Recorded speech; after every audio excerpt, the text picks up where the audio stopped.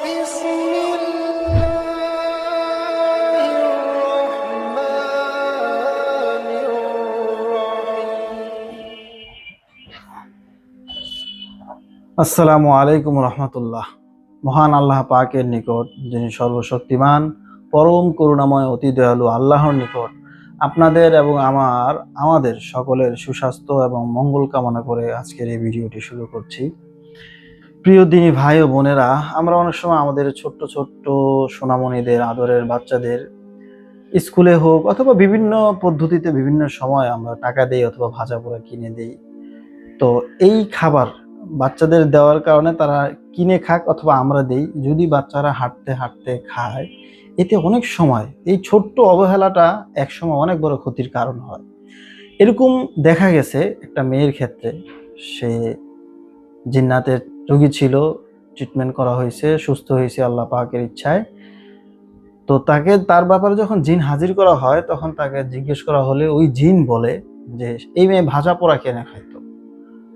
তো তার অভিভাবকদের থেকে শোনা হয়েছে যে টিফিনের টাকা দিত, হাঁটতে হাঁটতে স্কুল শেষ করে কিছু ভাজা পোড়া নিত, ওইটা রাস্তা দিয়ে হাঁটতো আর খাইতে থাকতো এবং বাসার দিকে আসতে থাকতো।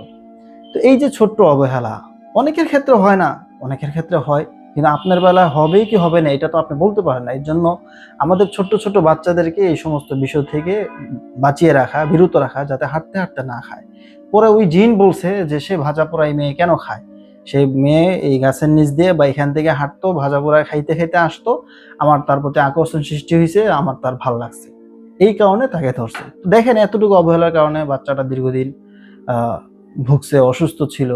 পরে আল্লাহ তাআলার ফজল ও করমে, আল্লাহ তাআলার কোরআনের শক্তিতে সে সুস্থ হয়েছে। তো দিনী ভাই ও বোনেরা, আমাদের অবশ্যই খেয়াল রাখতে হবে যাতে আমাদের বাচ্চাদেরকে আমরা ভাজা পোড়া এইভাবে না দেই যে সে রাস্তায় এদিকে সেদিকে হাঁটে আর খায়।